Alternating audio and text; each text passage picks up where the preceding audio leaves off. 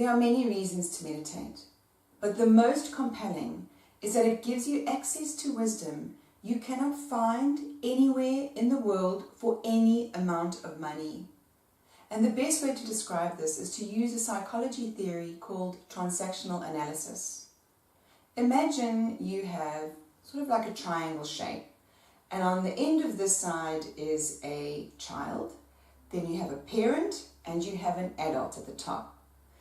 The child is that part of you that has come through your life, experienced everything you've experienced in pain and suffering, and has brought it with you along the way.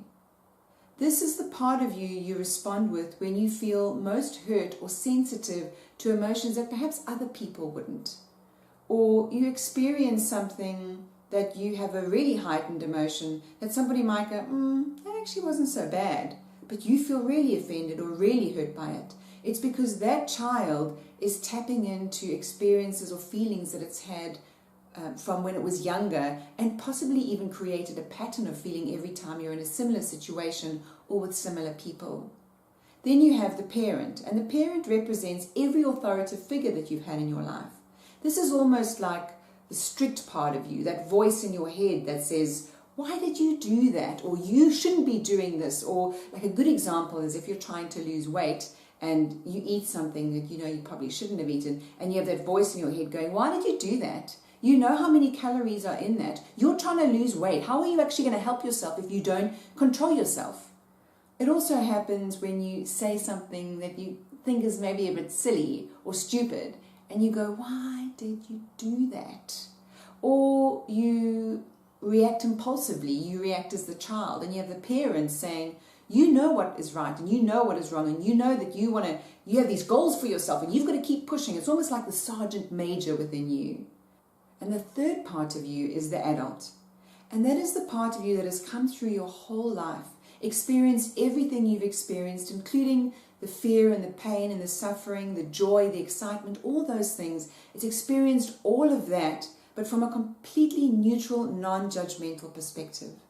This part of you loves you so completely without judgment. It wants you to be successful. It wants you to be the best version of yourself. And it can provide you guidance in a way that only someone who has followed every second of your life can. And when you go into a meditative state, you can go into this place. You can access that higher being, and you can converse with this higher being. You can experience this higher being so that you get insight into problems or feelings that you can't even imagine. You couldn't have consciously come up with. But you've gone deep into yourself and you've seen it from a completely different point of view.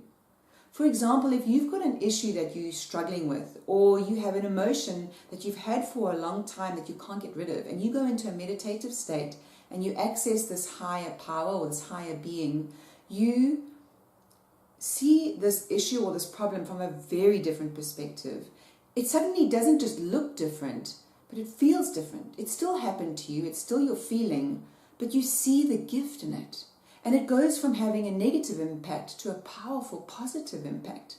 And when you open your eyes after the meditation, you truly do feel empowered for the rest of the day, because you now feel like you've gained something rather than being weighed down by something.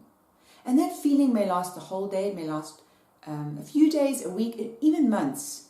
But because we're human beings, we do have a lot of baggage, and we have a lot of demons that we have to work through. So if you're constantly going into a meditative state and you're constantly accessing this higher self, then you're able to get insights into these burdens that you have, and you're able to free yourself just little bits at a time.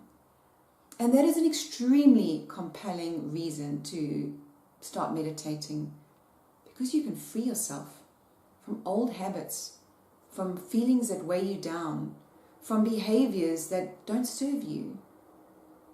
If you struggle with meditation and you think to yourself, I've tried so hard and I've tried many times and I just don't get it, I want you to know that I have ADHD and I've had it my whole life, and it's been a real struggle in my mind.